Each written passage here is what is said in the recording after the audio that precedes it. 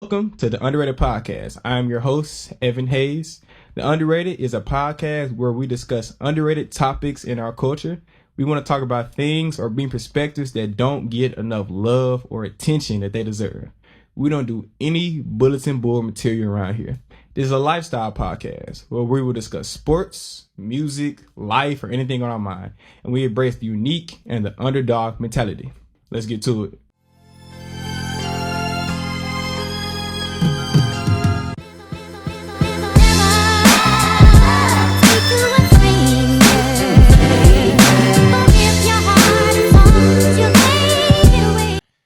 Welcome to episode 3 of the Underrated Podcast. Got a special guest in the building. First of all, it's going to look a little different because normally I'm back home in the M. But now we at Milligan University. Shout out everybody at Milligan's letting me allow them to use the studio and all that. We downstairs. We got green screen in the back now. It's a little different. We got the headphones on, so we figuring it out. But don't worry about it. It's going to look good. It's about what we talking about. It don't matter what it look like. You feel me? But today, got a special guest in the building. I've known this dude for about 2 years now, something like that. This was my roommate last year, so we've been through it a little bit. He is my teammate. He is from North Carolina. I live in North Carolina. From Georgia. Yeah, Mr. Jermey Evans. Welcome, Jermey, to the Underrated. Appreciate you. How you doing, Jermey? Well, I really appreciate you. Really appreciate you being on the pod, bro. So how things been going with school year, bro? Like, senior year, how you feeling, bro? I'm gonna get into like my senior year a little bit on my underrated. For sure. But like senior, I'm glad it's here. Like, Yeah. Colleges. Damn, this your second degree though. Like, how do you feel like to get your second one? Like, second is crazy. A lot of people don't do that. A lot of people don't do that, especially a lot of black degree, dudes. When you doing your thing a little bit. 2 degrees, you know. Second school. Hey man, I'm blessed. Hey, didn't you get dean's list last year too? For sure, This boy smart. As hell too. Like, what the hell? Hey, get that a little closer for it.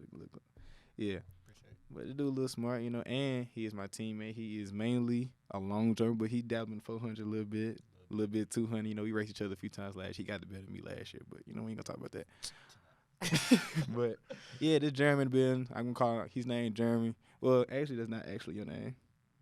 You know. Yeah, but we ain't going to tell all people about that. But, yeah, Jeremy, appreciate you being on the show, bro. For the people at home, how old are you? What's your major? And where are you actually from? Like, your city and state, all that. I'm 22 years old. My major is exercise science with a minor in psychology. But the focus is in coaching because I want to do something with that after I graduate. Mm-hmm. I'm from Alma, Georgia, a little small town. Population it's not even in the 10,000, bro. It's like Yeah, a little small town. Everybody know everybody type. For sure. But I live in Fayetteville, North Carolina right now. So For sure. I live a lot of my life there. What's about you, the oldest sibling? Like, I am the oldest sibling on my mom's side. I got 4 younger siblings. I know that's crazy. 2-year-old named Richard, a.k.a. Duke. Mm-hmm. Got another little sister in the 6th grade. Her name Megan. She's 13. I have a younger brother, Jermey, 16. He younger, but he like 16. Yeah, he big. Yeah. And I have a younger sister, Jakendra, a.k.a. P. She 18. She go to school in Boston, Massachusetts. Yeah, I know she kind of smart. Didn't you tell me something? Shout out the whole family. They show me love every time. But for people at home, the first segment of the Underrated is the mental health check-in because we can't talk about nothing else unless our mental right, you know. I am a very big advocate for mental health, and I feel like black men in our community don't share it as much. I want to give everybody the platform to share how they feeling, whether it's good or bad. So, Jerm, today, on a scale from 1 to 10, how you feeling and why? Today, I'm a 10 for sure, but I'm not gonna lie. Like, it be days I wake up number 5, like, and it's not even on no. It's just like, bro, life. Yeah, life be lifing. Life do be lifing. So, but every day I wake up, I'm thankful because I got people that don't wake up. Facts. So it's like today I'm a 10, but yeah. Yeah, you got breath in your body, so that's all that matters. Yeah. I be thinking like, I be trying to think like every day I wake up is a good day because God woke me up. Facts. You know. That's why some days I wake up 5, but then I get to a 10 eventually because of stuff like that. So what kind? So it's just a mental thing, or something happened today that changed you? Or is that just something that you just normally do?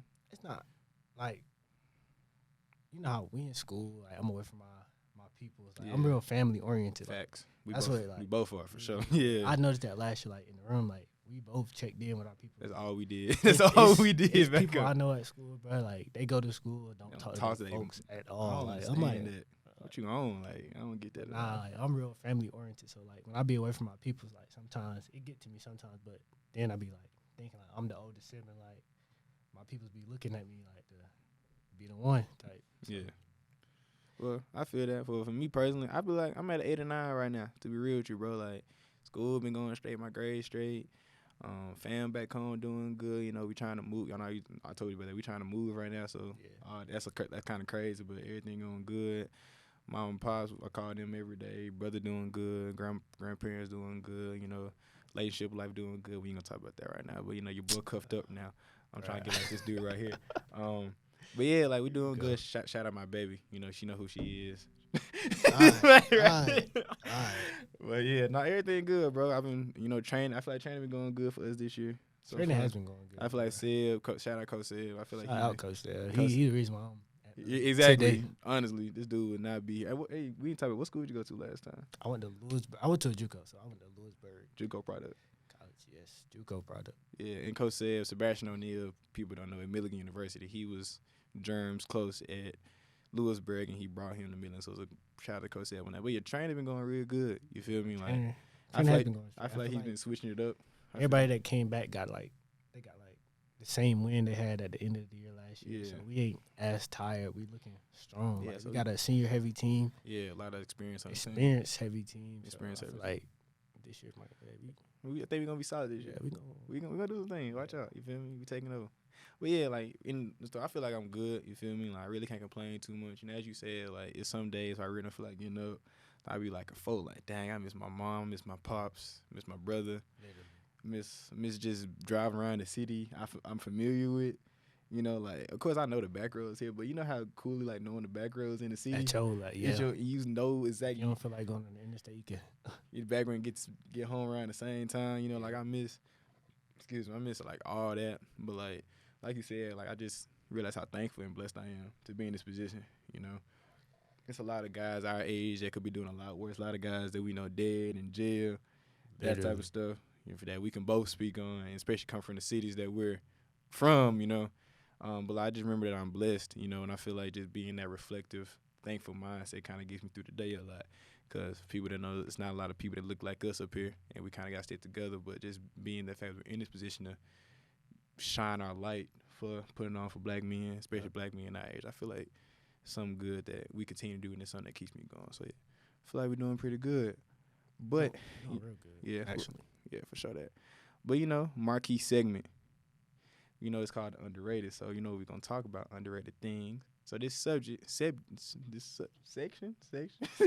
segment. I can't talk today. I'm tired. I just got out of class, y'all. I ain't gonna lie to you. I had a lecture. Yeah, lecture in what class? Intro. It's an intro class. I gotta take it because I ain't like it's a part of Milligan's like curriculum and all that. Yeah, for me to graduate with my degree. But yeah, if I would have came in my freshman year, I would have been took it. Oh yeah, for sure. Take it now. Yeah, we both just got a class. We both kind of tired. And then we got practice at this, y'all. So we're trying to do this just for y'all. But this segment is called "What Is Your Underrated?" This is a segment where I ask my guests and we talk about a person, place, thing, object, idea, anything, a topic that is underrated and does not get the love or attention that it deserves, and we try to give that thing or that person the platform and show a little love to that. Today we're doing a little something different. Normally, I got one, my guest got one. My boy Jermey said he got 2. I'm gonna let him rock out. I mean, you might still be able to get yours off. Yeah, for sure. I got 2 underrated. My first one, a little mini one. It's like, cause it's like it's real. It's underrated, but my second one is like it's a big jump to personally. Oh yeah, for sure. But yeah, I'm gonna let my boy Jermey rock out. So Jermey, what is your first one of 2 underrateds today? Talk. My first underrated is the class of 2020. Like high school class of 2020? The whole class. Like college, everything. The class of 2020. I'm a youngin', you know, so talk your stuff. Bro, class of 2020 has been through a lot. And like when I was telling you about we was talking about school, right? Mm-hmm. It being my senior year. Yeah. This is my first time having a senior year. For real? Like a real A senior real year. senior, because you was online your senior year of high school. Tight. Bruh. I kid you not. My senior year in high school, you know how, like, we ran indoor track, right? Mm-hmm. I ran indoor track. Outdoors about to start. Around the same time I was working a job where, like, it was a stocking job, so it was on base. So I would, like, this would be my day. I would wake up 6 a.m., go to school all day, get out of school like 3:40, track practice till about 6. After that, I go lift with an AAU team, the Fayetteville Flyers. Mm-hmm. Shout out That's to where you. my jump coach at. And then I'll be there till about 9. At 9 o'clock, I got to go to work. Damn. I go to work from about 9 to about, sometimes the latest be like 2 in the morning. That's Get a off full work. day, bro. Get off work. And then get back at school at 7:15 the next one. Be at school at 6 in the morning. That's wild. But then I remember, I think it was in March or February. No, it was in March. It was for March. sure. Yeah, it was March. One day, bro, I went to school like regular day, bro. Like, Yeah. had practice and all. They're talking about we ain't got school tomorrow. I'm just like happy because I'm about to get some extra sleep. You feel me? Yeah. I'm about to get some extra sleep, get on the game with the with the boys. Chill. I know for me that was right before spring break happened. So for me in that time, I was like, I get an extra week of break. You feel me? Right. It was like for me, it was the first track meet had just happened. It was like Tiger Relays, and I was coming back off injury. Yeah. And I ran the 300 hurdles, I think. You was running the hurdles? Yes, bro. Like my coach made me run it to help with my like takeoff of my jumps. Yeah. But yeah. And like the meet was like the week before. It was like middle of the week, bro. I was tired anyway. I was like, I come back to school tomorrow. I'm about to get some extra sleep. Yeah. Bro, 2 months later, I'm in the crib. Just sitting there. Still waiting on school to come back. Waiting on track meets to come back. I'm like, bro. Hold on, bro. Another thing about the class of 2020, bro, like most of us when we was born like around 2001, 2002, like what's it called? 9/11 had just happened, bro. Like, so you remember 9/11? I don't remember it, but I'm just saying like that. It was like my mom was in the army. Yeah. Her and my dad, they were both in the army, so I'm sure like my mom deployed like when I was born. My mom went to basic training and she deployed. Like I ain't seen my mom for a long time. When you was like little. Yeah, but I'm gonna keep that. For sure. But bro, the class of 2020, I've been through a lot, and I feel like we're underrated because they got a lot of stuff taken from them, and people be like, on social media, people be like chill out, like it ain't that deep. Yeah, like, some people, bro, it's that deep. Yeah, it was 4 years. I feel like 3-4 years ago. Some people's that deep. Like people wanted to experience some stuff that they ain't get to. Like you ain't get prom. Nope. You ain't get to walk across stage of graduation. Nope. Bro, I graduated in my school auditorium. Yeah, I was like spread out like a mud. Like I was the only one in there at the time. Like I walked across the stage by myself, and the next person came in the door. Like it was just you and all. They called your name. Me, my mama, my grandma, my granddad, and my dad. They was in the auditorium. I walked across the stage. I walked out by yourself. It was like an assembly line graduation time. That's crazy. Now that's wild. Yeah, that's wild. Yeah, bro. So you think that the fact that y'all went through all that, y'all still, and now y'all pretty much adults now. Y'all like I'm stuff. 22 years old. Yeah, like my brother, he's 25 now. He graduated in 2020 college. Yeah. So he didn't get he didn't get his graduation until the next year. You probably know what I'm talking about. Yeah, like I could talk to my brother about that because he hated that he did not get his college graduation. Yeah, bro. And to speak on like the school thing, like this is my actual first senior year, and I can't lie. Like when my high school senior year, like I caught senioritis a little bit, but I really believe in it at first, because like by the time I had caught it for real, like I ain't had school no more. You was done at that point. But now, like, bro, today, like right now, today, I got senioritis. You feel it. You don't even like feel like bad, that. bro. Like real. You just feel like getting up, go to practice, and call it a day. Sometimes I don't even feel like going to practice, bro. Sometimes. I'm telling you, like, senioritis is a real thing, bro. Like at first, I ain't believe, like, bro, I'm locked in. I ain't worried about.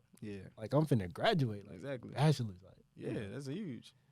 Nah, you ain't rocking senioritis kicked in, but I know, bro. Like I got stuff to do. Like so in the back of my mind, I'm like, you know, you're gonna finish, bro. Exactly. Like in the front of my mind, sometimes on the day to day, I be like, bro, I don't feel like. So my question is, do you feel like do you feel like looking back, do you wish you would have had all that stuff, or do you feel like it prepared you to be it shaped you kind of who you are today, and like how much of a hard worker you are, how much you persevere through your day to day? Do you feel like you wish you had that, or would you change it, or do you feel like it's built you?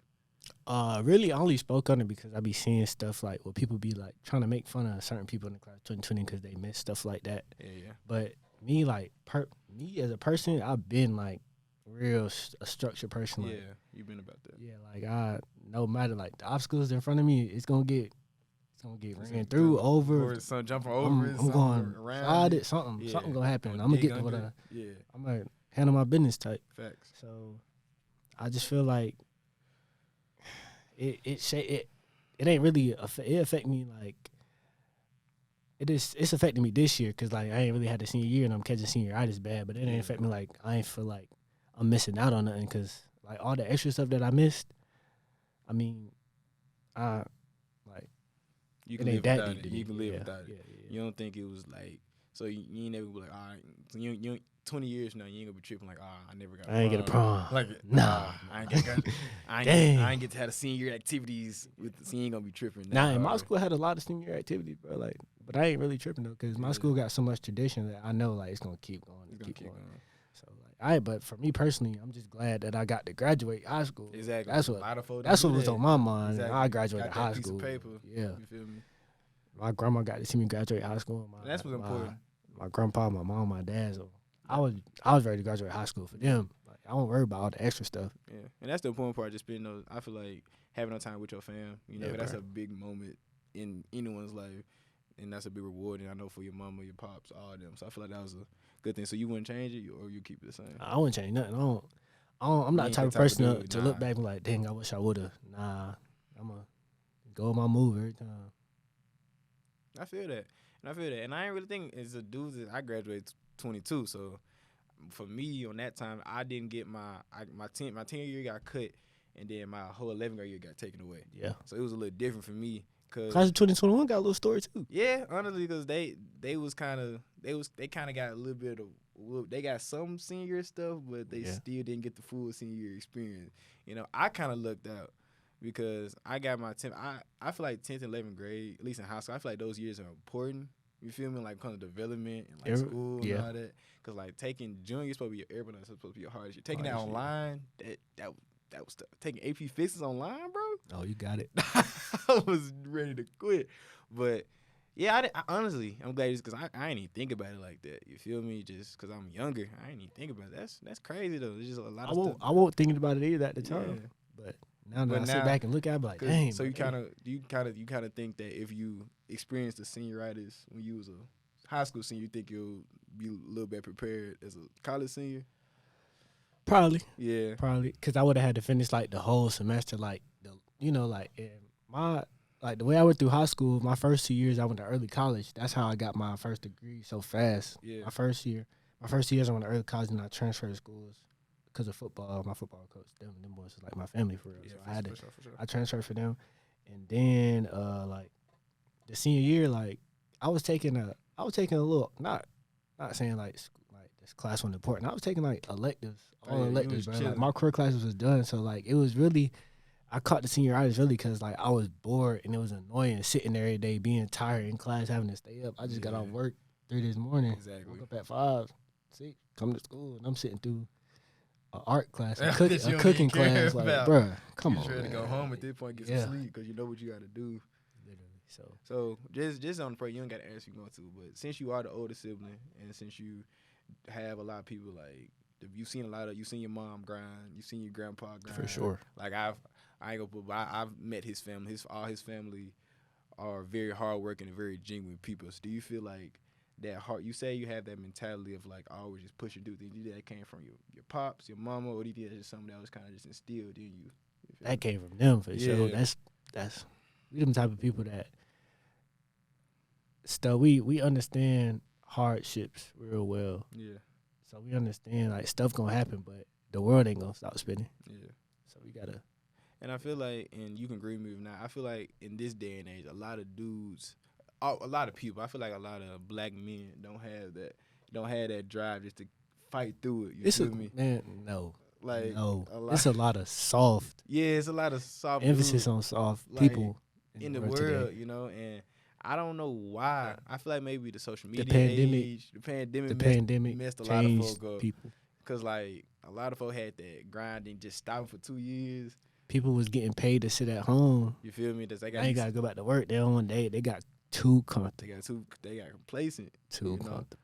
And that's a message for everybody out there. Like, don't get complacent. Don't get comfortable. And if things do get tough, bro, like, just fight through it. You feel me? Come on, man. It's going to be better on the other end of it. You know, like. Call on God. Facts. We are both, faith are a part of both of our lives. And we have had intensive conversations on that. And that's another thing I feel like gets lost in a lot of it. Just people trusting in God or trusting in whatever deity that you believe in. We're Christians. I feel like people be lost. They be thinking, like, you can't be real and believe in God, and like people our age think like you can't be real and believe in God, and like, bro, like we can speak on that, bro. You mind we speak on that a little bit? Go ahead, bro. Okay. So we go to, I ain't gonna talk down the university, but we go to a private Christian PWI institution, and at least I feel like a lot of people, at least at the university or at these type of universities, or just this type of people, I don't want to make it sound like just going at the people, but like they don't have that mentality. Like, I feel like they try to put on a facade that they so high and mighty and saved and sanctified, but they can't address the real things in the world. They don't act like real people. You feel like me? They be it's like it be giving like they bots, like fake people. Exactly. Like they've been programmed to think and say these things, and as soon as you bring something new, they try to shut something they ain't used to. Yeah, they like, oh, I don't know about that. Like, I'm like, we ain't doing nothing crazy. It's just we real people. We real people. You know, like we seen the hardships of life. We seen a lot of stuff. Exactly, seen good and bad. And we pull on that, and we put on that with our faith. But a lot of folk, they think Jesus is perfect, but they think religion is perfect. You understand what I'm saying? Like, it's not. Jesus within himself or God within himself is perfect, but religion is hard, bro. Like, hard. Life is hard, you know. And I don't get why a lot of people try to hold this facade like they got it all together, or they high and mighty, or they too good to say or talk about real things. You know, like real talk. Like I was listening to a Kurt Franklin interview today. He said niggas in his interview because he was talking about like how he was appreciative that his faith walk has stayed consistent and with his music, and people still want to come out and see his show and still worship with him. And he was like, I'm glad niggas want to see me. I'd bet money if one of us said that at a church, they'd be like, you're saying niggas? And literally, like they don't understand like it's that word, man. It's so much worse stuff to be said. But like just on that thing, just I feel like putting like slang or like putting like what's the word? I'm trying to think of like non-politically correct or non-traditional stuff along with religion. Yeah. I feel like a lot of people, at least I've experienced, kind of shun away from that. Like they don't talk about the real things that happen. They be almost like they scared. Exactly, man. Like, why though? If religion is supposed to be something that you lean on to take you through everything you're going through in life, why are you scared to talk about the real stuff? Like, I don't understand that. That's a question for them. Real talk, like y'all let us know, cause like especially coming to a school like this, you know, I've experienced that a lot. Where like folk may be scared to talk about like sex or like different types of music that we listen to, or like different topics. My music don't determine my faith, bro. Facts. Like just because I want to listen to YB don't mean I'm any less of a Christian than anyone else. Fact. Like they think. And I'm not hating on those people that think, though, you can think what you want to think. I just never understood that mindset.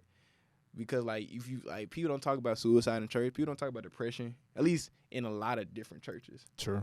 The real churches, they do, because that's something that really happens. Like, people don't talk about anxiety, life. PTSD. Like, people don't talk about that type of stuff. PTSD is very real. Very real. I'm personally has had my fair share of PTSD, physical and social. Indeed. And I leaned on my church family to take me through that. But a lot of folk, they don't bring that to the Lord. They don't bring that to church. And I don't get why folk don't do that. I don't get why that's even a mindset. I don't know. I feel like sometimes it come from what they come from. Yeah. It might be programmed in them type. Could be. But and they scared to break out.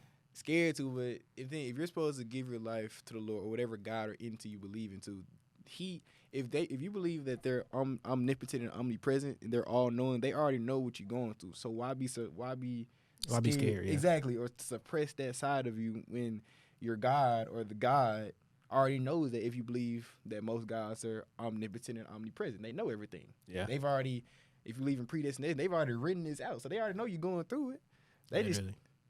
God's just testing you to see if you're gonna fold or lean on Him instead of lean on worldly things, you know.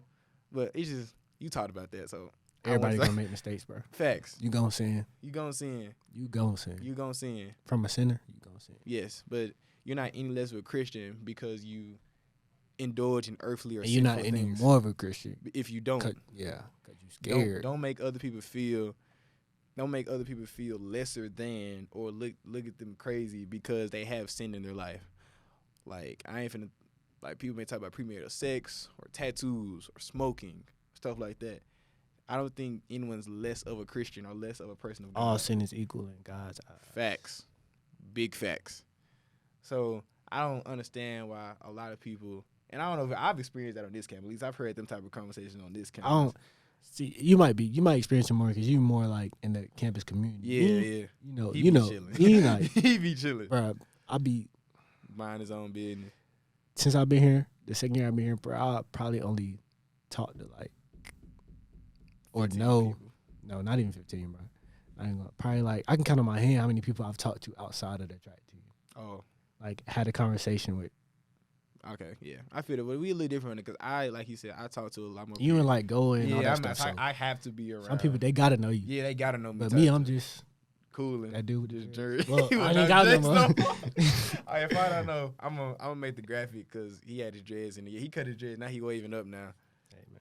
He wanted to cleanse himself, I guess. What would you call it? I know cleanse, bro. I don't know. I got tired of my dreads, honestly. Like, and I had freeform, so it's hard. It's hard to look good with freeforms without a haircut, bro. It's real hard. That's true. I can't commit. But I'm handsome because my grandma told me. Oh, yeah, for sure, that always. But like, it's like me. I'm looking in the mirror like, dang, bro, I need a haircut. Exactly. Like, it's hard bro, having freeforms without a haircut. We in Tennessee, like the mountains, ain't no Ain't barber. no barber. Yeah, I can't commit to locking up. People keep telling me to lock up. I can't commit to it, bro. it ain't that hard. Bro. I can't commit. It's just hair, bro. It'll grow back. But I still got my locks in the bag at home right now. Why you got it in the bag, bro? In a Ziploc, bro. Like, what you gonna do with it? Nah, I'm just keep just in keep case, it? case you know. In case of what? Because I gotta go back and show them like I was really growing my stuff out like that. I get it. I doubt I would like when I was growing up, bro. I'm from like the deep south, like Yeah. hair, like bro. Many of my family that had hair, there was the only ones that really had long hair was the ones that's mixed with white. Yeah. We had low cuts, fade, ball fades, ones. Yeah. Ones. Which one? Give me a number one on the Number board. ones. Give me number one. Yeah. But I ain't gonna get out to the track. What you said your second underrated is a little more personal to you, so I'm gonna let you pick. What's your second underrated, Jerm? My second underrated, bro, is my mama. Shout out my Jermey. mama. Starla Renee Holmes. Shout out Miss Starla. She is a very lovely lady. I have met her on multiple occasions. She's brought me in like her own. So shout out Miss Starla. But talk your stuff about. Bruh, my mom she probably the strongest person I know in real life. Facts. She got 5 kids. We all good. Mm-hmm. She is a black veteran. Shout out. Medically retired from the military. Mm-hmm. She done been to Iraq, Turkey, a whole bunch of places overseas. She got her own H&R Block office. Mm-hmm. And she doing doing it. And she only 40. She's still young.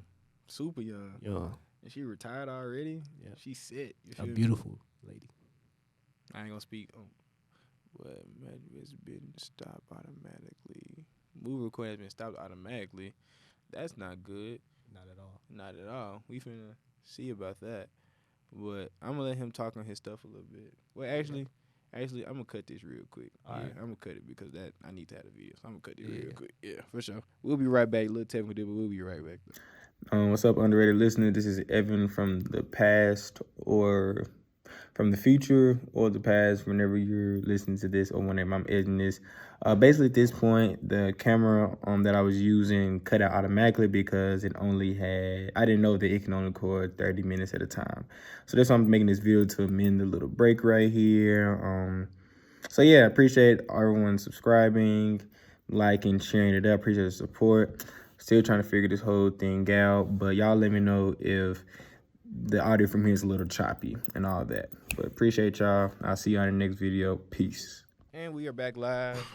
Sorry for a little technical difficulties. I'm glad he can't hear me, but this is what happens when you don't use your own equipment. Yeah. We appreciate Milligan helping me, but, you know, the people at Kazuki are still my home. You know, shout out to people at Memphis and Kazuki. So this what happens, you know, your own stuff. That was like your internship, right? Yeah. That was tough. Yeah, they real good people down there. So the camera, apparently some cameras can only record at 30 minutes at a time, and I guess it's on me for not knowing that. But what I'm used to is just cameras recording all day, but letting it run, like, you know. But, you know, we'll make it do. It'll be a little jump to edit, but we gonna see what happens. But yeah, Jerm, I'm sorry you got cut off. So continue talking about how your mama is the lovely, strong lady she is. That was my second underrated topic, bro. My mom, just like, as far as moms go, I feel like she up there, like, number one. For sure. No, you know, everybody feel like that. Yeah, mom of course, number one, of course. but like my mom, bro, she number one, bro. Like, yeah. She helped me so much. Like, she a real person. She don't just be trying to be a mom to me. She be trying to put me on game to other stuff. Like, every day, any day, I can go to my DM and look, and like, it'll be like something about another way to make some money. Yeah, get to the bread. Yeah, and like some days I be like, Mom, bro, like that, you know that ain't gonna, you know, is that gonna work for me? Like, but at the same time, I'm thinking like, bro, my mom, she really trying to like get to this money. Like, that's all like she about. She about putting generational. Yeah. Like, she trying to put all her kids in the best position to be successful. So we ain't gotta live life like we hurt like she did. Yeah. But yeah, my mom, she a soldier. She a soldier, literally, literally, and figuratively a soldier. Like, for sure. That she like, every morning I text my mom, "Good morning, I love you." We ain't even gotta say too much. Just those little words right there, back and forth every day. My question for you is: if there's one thing that your mother taught you, like throughout the years, is there one thing, like when she leave this earth, that you'll take? Don't say that. Oh yeah, knock on wood. You know, but what's the one thing, or one or two things that you would just always hold true and always take from your mother? I ain't one of your friends. Nah, I'm playing. My mom is very, very good at handling finances. She's very good with her money. So she always tell me, like, I gotta handle my priorities first, and then whatever else I got left, that can go to what I want type. Yeah. So if I would take, like, what I'm gonna take from my mom when she go one day is priorities first. Take care of your family, take care of your kids, and like try to make the best out of the simple stuff. Like, I'm not saying my family rich. We got everything. We got it. But y'all comfortable. But yeah, we like. Y'all straight. We comfortable, but my mama make it look like we got it good. Like, yeah. Some people don't even know. Like, sometimes, like, everybody struggle. Like, yeah, everybody struggle. You know, but we ain't had to really be down bad in a long time, and that's because of my mama. Like, she done built work to tell her. My mama she own the house right now, and she about to own the second one. Oh, yeah. And she about to sell this one. Well, not sell it, but rent it out to somebody and still buy another one, get more bread, more like money. that. Passive income, bro. Like, that's the type of stuff my mom be on, bro. Talk your stuff. She like that. She like that for real, like that. And everybody love my mama, bro. Like, and my mama remembers all, like, a lot of my friends, like, from my mom be asking me, how's so and so doing? Like, how I'm like, you remember them? Like, bro, I don't even be thinking about some people, but she be like, how's so and so doing? I be having to think, like, how are they doing? Like, I ain't talked to them in 2 years. Some like certain people that my mom see me around every day, so, and she know how they be doing because I'm with them all the time. But like, yeah, my mom, she a real genuine person, bro. Like, and but she not one of the people that you can play with either. Nah, yeah, that's what I like. Yeah. And my mom, she'll be the first one to get on you, but she'll be the first one to give you your props as well. Yeah, for sure. And a lot of people not like that in the world. Like this, that want to see people do good. You know, that's not hating. For sure, you feel me? We ain't on no hating. Nah, never that. But like, nah, I got in the little interaction I have had with your mama. I've seen that. Like, she cheering for me is last track. She's cheering for you. Yeah, and I ain't even her son. And she's at the time she know him like 4-5 months at the time. I remember when we went to Dollar General. Oh yeah, that was like one of the first days. They were like the first day we met. His mama took us to Dollar General, and even though I moved in early before him, like she still paid for some of the stuff that I had. You know, she was like, "I just put it in the basket." You know, she didn't even know me at the time. Like she saw me as one of her own, and when I was sick, remember she called. I was sick as a dog last year, and shout out Jeremy for taking me to the hospital and all that. For sure. But she was the one checking in on me and all that. How Evan doing? Yeah, like she ain't had to do that. You know, and I feel like a lot of people aren't like that in the world, and I really appreciate that your mom is one of those people, and I see that in you a lot. You know, I ain't even talking, but Jeremy real cool dude. I'm a real genuine person. Yeah, bro. Like I ain't never think Jeremy's two-faced. I ain't never thought. I don't get into all that, bro. Yeah, I ain't never thought I had no ulterior motives. If I piss Jeremy off, he gonna tell me. If I'm doing my job right, he gonna tell me. He always gonna maybe if I'm being hard, he gonna tell me too. Like, hey, bro, you lock in real quick. Yep. You know, and I feel like that's good that your mom instilled that in you and all your other siblings. Yeah, all of them. Yeah, like all of them real genuine nice people. Like I don't got nothing bad to say about them. Yeah, bro. And another big shout out to my mom, because my past birthday, my 22nd birthday, my great granddaddy, rest his soul, she got me his truck. Oh, that's dope. Yeah, bro. And she know like I'm into like old school and stuff like that, and cars and trucks, and like I'm a real old soul. So she got that. She made that happen for me, bro. And I'm real thankful for that. But when you was younger, like, what's been your fondest memory? It cool, y'all still got more memories to make, obviously. Of course. But like, what's been your fondest memory, mom? Like, hey, when I was of my mom. Yeah, when you 80 years old, you gonna remember. When I was 15, she did this and did that. I'm gonna give you a good one, and I'm a bad one. Not like bad, like that's bad, but I'm gonna give you a good one. Like for me, like I remember like my mom, she had like a red Pontiac, the first car she ever paid off, and the first time I ever got to really live with my mom, because when I was born, she like got sent off because she went to the army to take care of me type, and I was raised with my grandma for a long time. But the first, like, some of the most fondest memories I got with my mom would be like me waking up real early in the morning before she had to be to work on Fort Bragg. That's now Fort Liberty. Yeah. But she would like take me to get like breakfast, and it would be like these little taquito things at the shopette.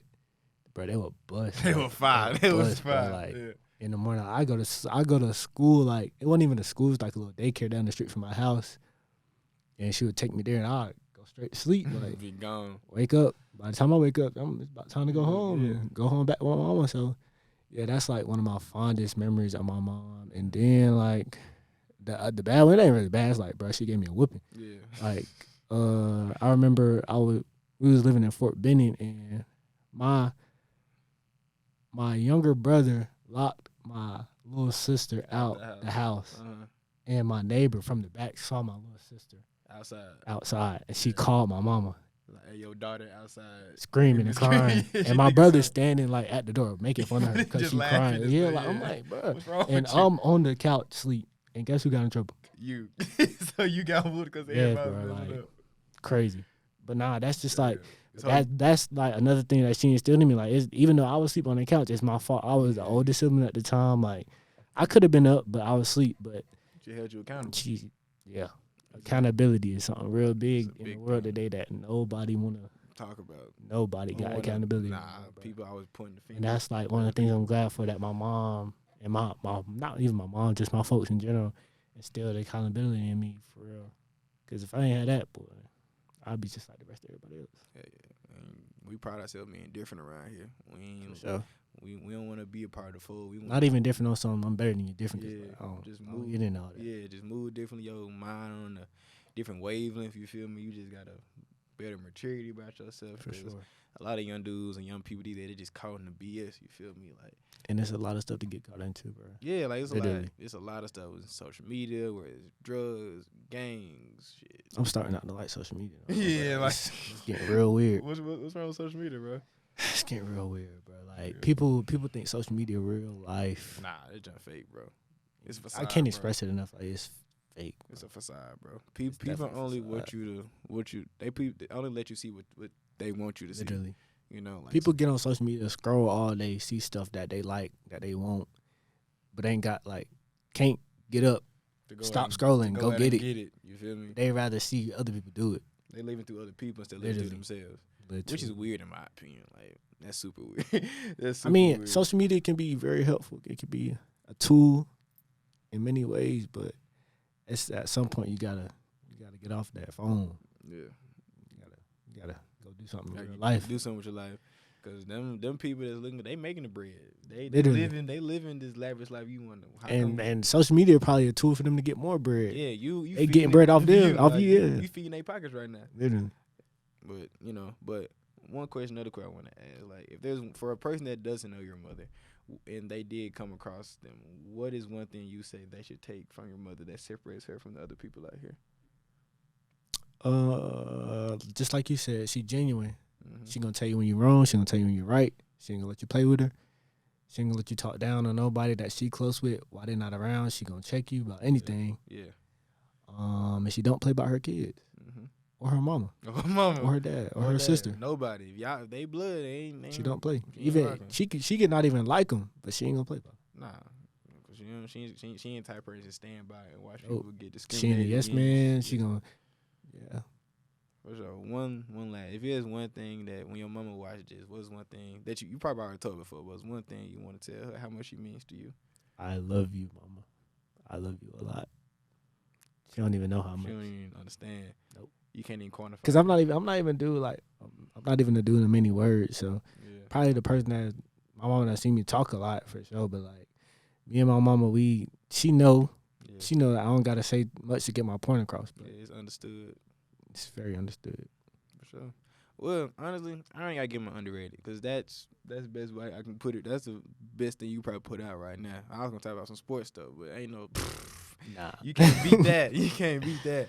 Shout out my mama too. Shout out Lisa Hayes. Yeah, shout out your mama. Yeah. And your dad. They some. That's real OGs. You feel me? They do ask about you a lot. They ask about you a lot actually. Just like, how Jared? I'm like, he straight. I'm good, man. How they doing? Nah, what about them? They chilling, man. You know. I remember I seen them at JDL, bro. That was real. That was being real. So yeah, shout out my. And I know your mom was a professor because the first thing she said to me was, "Congratulations on making the dean's list." Oh, yeah. And she's a professor for real. She always think about some grades, man. My mom, if people don't know, my mother teaches at Lane College in Jackson, Tennessee, about an hour outside of my hometown, Memphis, Tennessee. She teaches criminal justice. So shout out Mama Hayes. Shout out Eddie Hayes also. Yep. OG. Shout out E3. You know how it is. But I feel that's a good way to cap off the underrated segment, and we'll be right back. Actually, we ain't finna cut for real because we already had a little cut. Yep, we had a little cut. We unexpected cut for real. So the next segment is called the shot clock. For everybody don't know, we talk about sports between 8 and 24 minutes for the late great, the Black Mamba himself, Kobe Bean Bryant. Rest in peace. Rest in peace. One of the GOATs out there, and I just want to honor him in my own little way, and this is my way of doing that. So we got a few things to talk about, Jermey. Mm-hmm. We both like football. Mm-hmm. You a little more than me, but I played football. People don't know, bro. I went JUCO for track and field, but I could have played football in college. It was just bad on my body. Like I was at the time like 5'8", 140, soaking wet, bro. I played slot receiver. Nah, you come across, do a little end across the come on, man. Like, literally, the 6'3" linebacker. I could have played football in college, bro. And now that I'm looking at it, like the older I get, I'm like, dang, bro. It was people not hating on nobody. It was people that my skills and my IQ of football was way better than, but they got to play college football. And I'm thinking like, dang, bro, I could have played based off my IQ and my skills, the stuff I was able to do at my size and my position, but I'm not tripping because I'm blessed to be where I'm at right now, and I love track. So you want to do it no different though? Nah, not at all. Yeah, for sure. I'll probably be somewhere with CT. So you play slot? Did you play DB at all? I played outside receiver, slot receiver, played running back before. Mm-hmm. I played DB. My senior year was probably like the year where I got stretched. I was all around the field because they need you. Yeah. So my boy know he talking about comes to the football stuff. Me personally, I ain't never put it on pass for real like that. I love football. Like I watched, I played in the yard and all that. But I went to one football Ain't nothing wrong with practice. But I got cracked one good time. I was like, nah, it wasn't. We weren't even playing. We weren't even practice. You know what? We was playing. It was shout out Hanley Elementary. It was second grade year elementary school. When me and my folk lived in the hood. You feel me? Well, we ain't gonna talk about that, but. Hanley was in the hood of Memphis. You feel me? Orange Mountain. Shout out Orange Mountain. That's my family. Orange Mountain. Yeah, people that listen to Memphis music, you know what that is. Anyway, so like we was playing football outside, right? And we was just throwing the football around. We just started the game up. That's how it be. And I just caught a pass. And like I remember being by myself. I jumped up and go get it. Next thing I know, this dude came in, cleared me out. And we in like school clothes. This on the playground. Not even in play clothes. we are in our school pad and we is outside in the dirt playing football. Yeah, and bro. this dude straight up I can't remember the dude, and I wish I remember the dude name. This dude straight up cleared me out the air. I was like, nah, yeah, I ain't doing this. That's crazy. I almost quit football too, bro. The first time I played football I was like in the 4th grade. Yeah. It was in Georgia.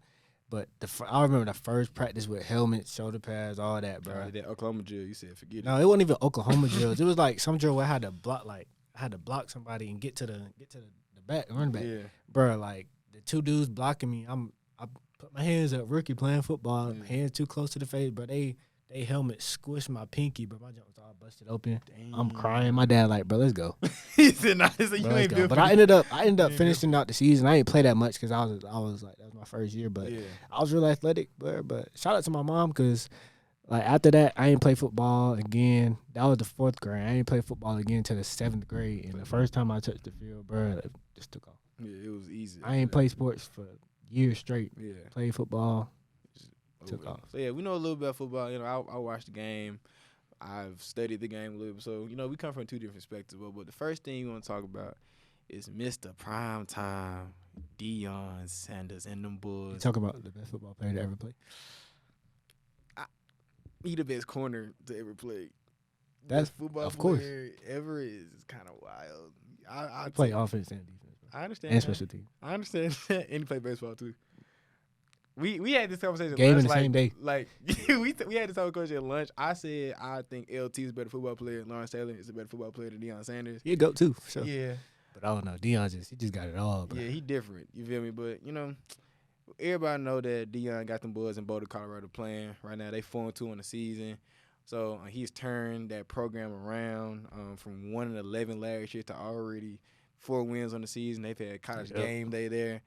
And he brought a lot of attention. He brought a lot of social media presence, a lot of celebrities, a lot of bread. Money. A whole lot of bread to Colorado, a poverty school in the Pac-12. But before we get into like Deion and stuff, how you feel like we've watched the game? How you feel like Colorado's been doing this year? How you in the 6th game? Right. What you think so far? They've definitely turned some heads, but I don't think that they know powerhouse already or nothing that people was giving them before the season started. Yeah. Like I already knew, like it's Deion Sanders. They gonna win some games. He gonna recruit. He gonna and they had like a lot of people in the transfer portal come over. They gone like I knew they was gonna win at least 4. Yeah. I didn't think they was gonna lose to Oregon though.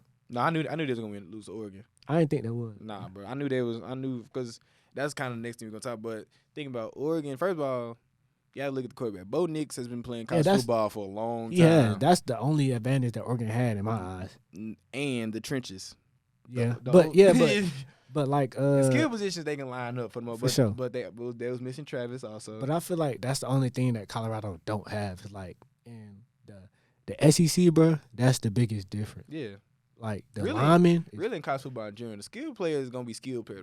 Like you can get somebody that go to North Carolina A&T, Carolina with somebody at Bama, the skill position, they can go head to head. Yeah.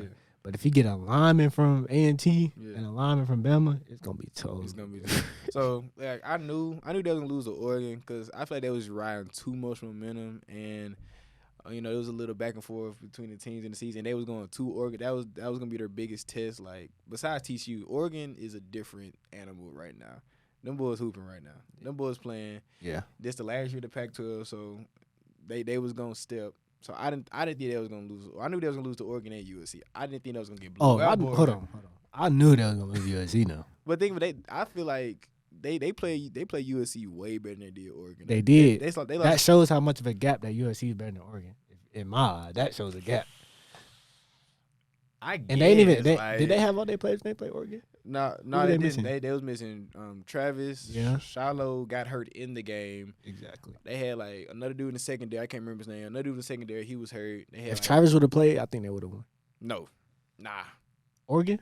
no, they wouldn't have. they got came blew out. back. They got blew out. No, they came back against USC. They got Oh. blew out by Oregon. For real? Yes. Oh, then I'm this whole time. Just switch what I meant. That's what I meant. That shows how much better Oregon is. Yeah, like I'm gonna show you the score. Like they lost Colorado. The Wi-Fi terrible down here actually. But yeah, they came back on USC and they lost by a touchdown. Well, if they would have had Travis for USC, they would have won. I can agree with that. See, they lost to USC 48-41, Oh yeah, I just had the teams mixed up. and they lost to Oregon 42-6. Yeah, that's bad. They did as bad.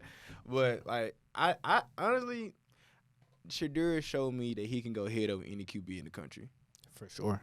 And I feel like that's the kid that from all his kids that got like the same mentality that his dad got as far as when it comes to playing sports, and maybe he might got a little bit more gifts, like physical wise. yeah, But he played quarterback it's the hardest position. It's Hardest position. hard to play quarterback. Yeah, But also he was training with Tom Brady, bro. yeah, and Tom Brady endorsed. Tom that Brady is the man. greatest quarterback to ever play football.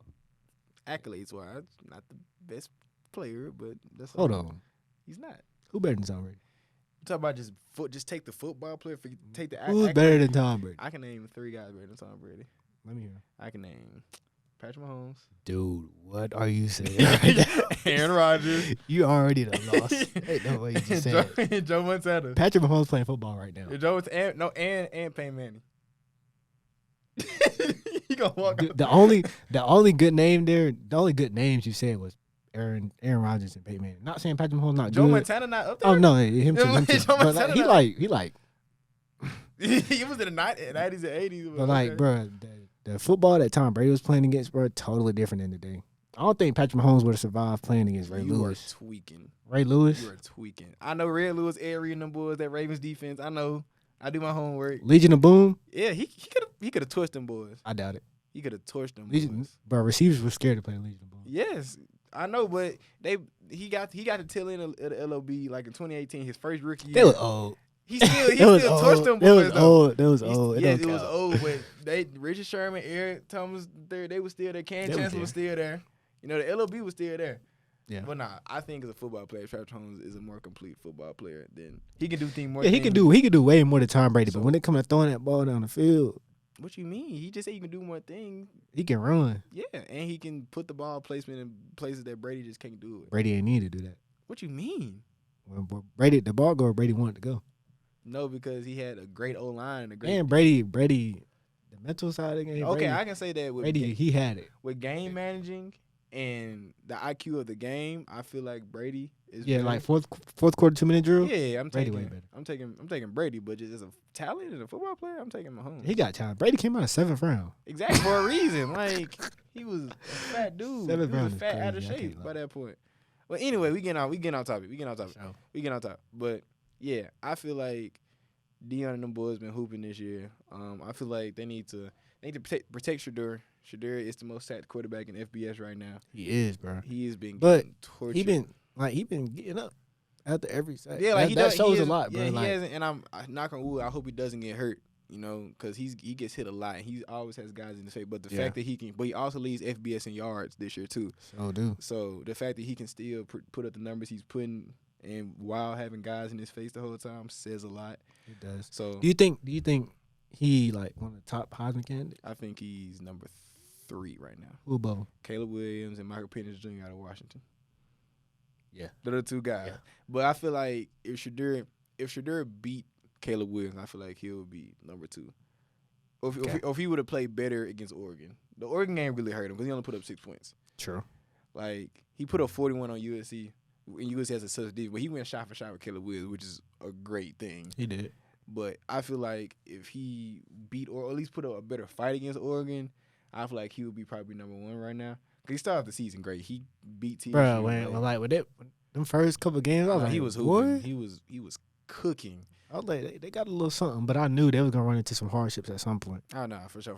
When Travis Hunter got hurt, that's when I was like, all right, they gonna have to figure it out. Yeah, and now he coming back this week, so we gonna see what, because they playing Stanford up next right now, so they gonna see what he does for sure. But I feel like I feel like they're gonna win a bowl game. You think they win a bowl game? If it depends on who they play. I feel like if they're record holders, I feel like they can definitely win a bowl game. The opponent depends. I don't think they beat no SEC team right now. They could be something like Auburn or something. Hard, maybe, I don't know. Auburn is not that good this year. They're not at all. But the SEC, the linemen. Yeah. That's the only part that scares me, bro. Like the linemen, bro. It's different. That is true. I'm not gonna say that I don't feel like they will beat any SEC team. I'm saying it would be hard. It'd be a challenge like for sure. Top talent SEC team. They'd have to play like they played against USC. True, and just but they won that game by letting Shadir got the ball out of his hands way faster. He got out the pocket and started making plays. You know, he was dipping, ducking all. He was just in the 5 yard in, 5 yard out. You got to go in Brady mode. The fact that it is a Brady mode said he's the GOAT. Yeah, he turned up. But yeah, I feel like them boys are hooping. I feel like their secondary needs to beef up a little bit, because their secondary is getting torched. They be tired too. Even with Travis, their secondary is getting torched. You know, and I feel like they just can't cover right now. And speaking on Travis, I feel like, bro, he cold, bro. Like, nah, he's showing why he could have went anywhere. I feel like straight up, he's the second best player in college football when healthy. I could, yeah. Outside of Caleb Williams, 'cause I feel like Caleb Williams is a whole nother level. You think he the best in college football? Oh yeah, for sure. I can see that. I feel like Caleb Williams is the best player in college football right now. I can see that. Because people talking about, like, even in the NFL right now, he'd be like a top 10 quarterback right now. I don't believe that, but a lot of these so-called experts are saying that right now. Top 10 is crazy, but he'd be better than a lot of quarterbacks. That's the thing. I don't necessarily believe, but that's what a lot of people hyping him up to be. And he fits the billing from what he's shown in college. Yeah. But I feel like Travis, when healthy, is probably the best player, because I feel like he can get drafted as either one of those positions and go in first, second round in both. For sure. You know, in college right now, for sure. Oh yeah, for sure. But you know, my boy Deion has been getting a lot of flack, a lot of hate for leaving. First day he got late for leaving JSU, and then he gets a lot of hate through social media. And then remember the Colorado State coach was talking about him. Yeah. You know, the Oregon coach was talking about him. Mm-hmm. So like he gets a lot of flack for the attention he brings, the recruitment, the transfer portal, all that type of stuff. I feel like you can't blame him for that. No, you can't. Like, I don't think he's doing nothing wrong. Me either. Yeah, so let's get he bringing more light to Colorado. Yeah, he just bring more eyes to college football. But all good stuff, hate gonna come, bro. Facts. Well, I don't understand. Why do you think he's getting all this hate, though? Well, he gets positive, but why do you think he's getting all the negative energy also? You think it's because of that? Gotta be. Because they don't want to see a black man. Gotta be. And I feel like he might be getting hate from, like, some black people because, like, he left HBCU. That might be the only reason you can hate that man. That boy wasn't getting paid nothing. He wasn't. He wasn't getting paid, bro. But he went to Colorado and got that. He got that bag. You feel like honestly, like, I would do the same thing. Like he still put JSU position. Literally, and they still balling right now. They still ball, like they still kicking the swag. They still hooping in the swag right now. So like I don't get the flack that he gets overall at all. You feel me? Like.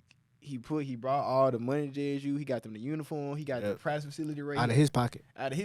He got the flights good for him. Like, he put all that into it. He rebuilt that whole thing.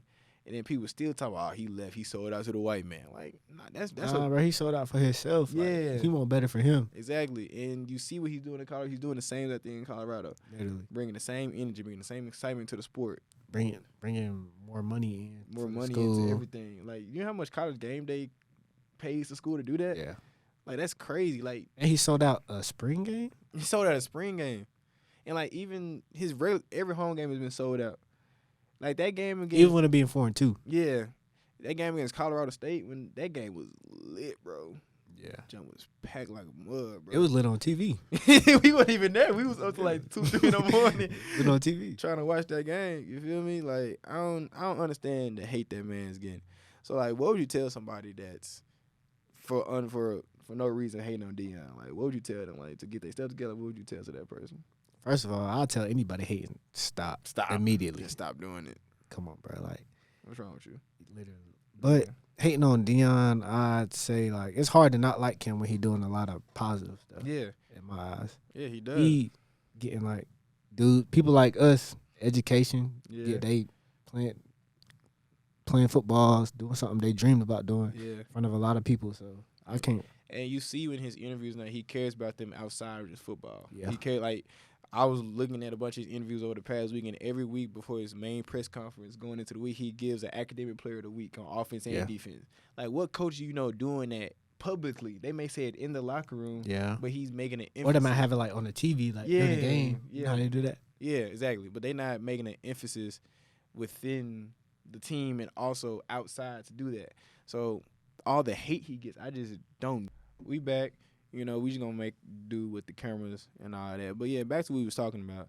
Like, the hate that man gets, I feel like it's unwarranted. Like, why does... It's very unwarranted. Like, the Colorado State coach, he was like, when I tell my parents, when I talk to adults, I take my glasses and hat off. Like, that's just uncalled for shots for the team. That really wasn't important. Like, you feel me? Like, Deion still respects all the coaches, all the players he comes in. He never, even when he was playing, he didn't talk down on other players at all. It's different between talking cash and talking down to somebody. It's different. He talked trash because he was confident within himself. He said what he was gonna do. He never once talked down to this player. And you see, even in the team, he's disciplined. He disciplined his team so much. You don't see. He does, bro. He remind me of my high school coach. Facts. Like, you don't see. They don't be wearing earrings. Nothing like that. They all got the same color socks on. Yeah, they don't be talking. You don't see. They don't be showboating too much on the field.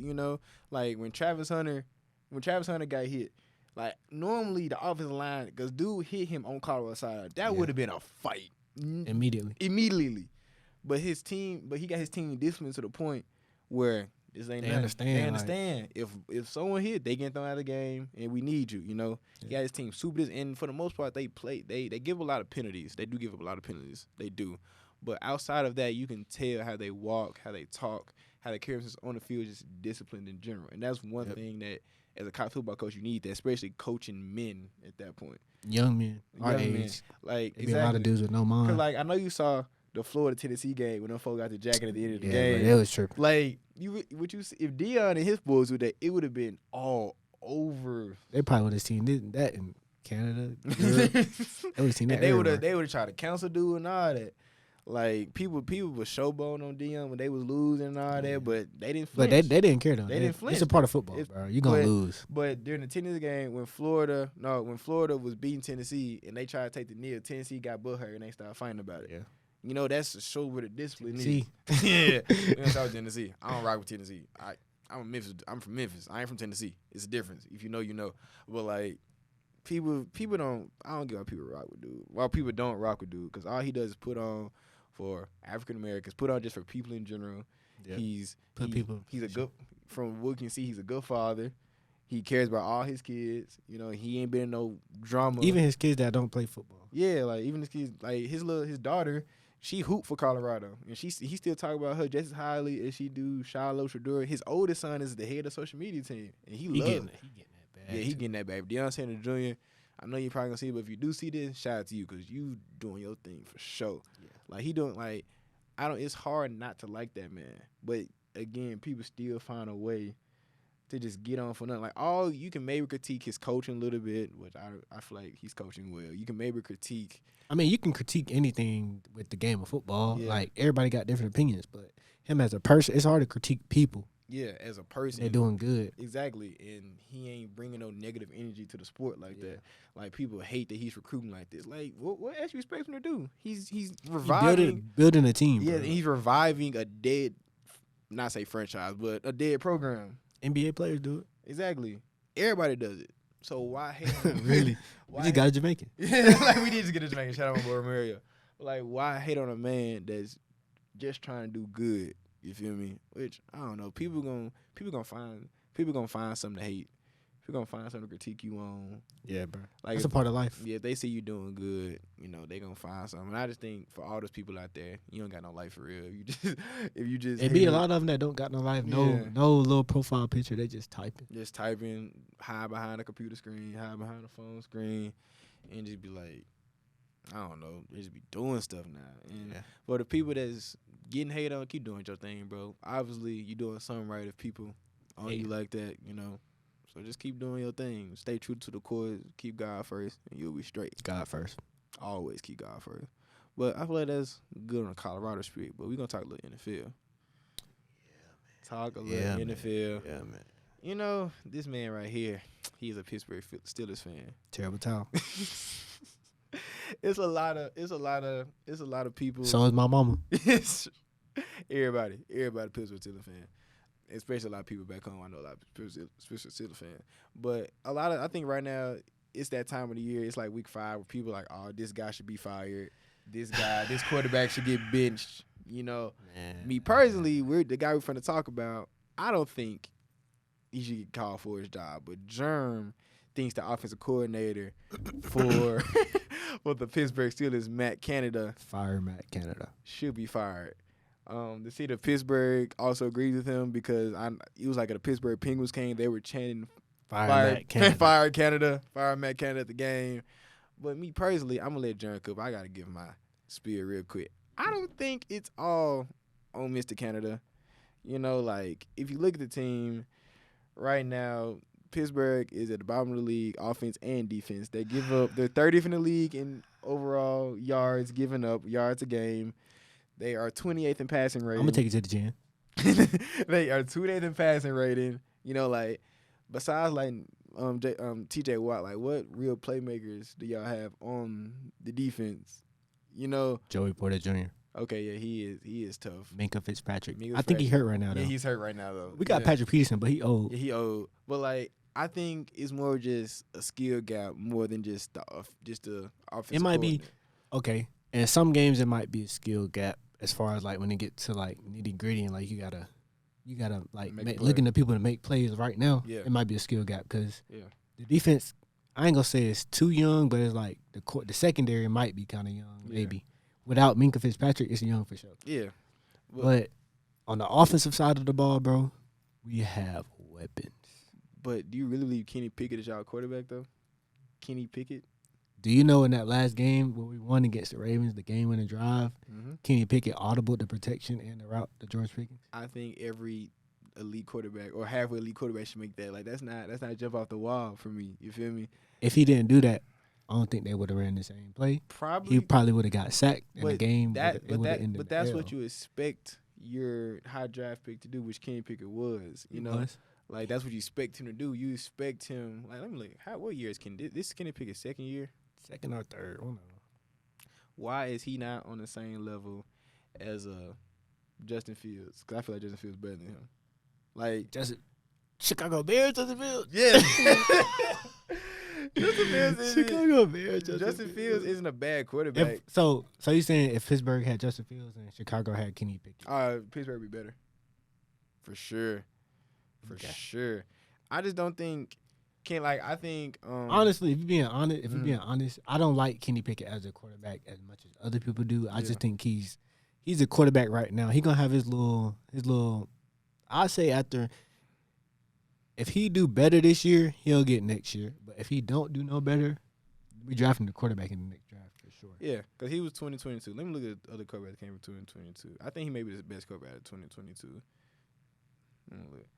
Yeah, Desmond Ridder, Malik Willis, Sam Howell, Bailey. I low-key wish we would have drafted Malik Willis.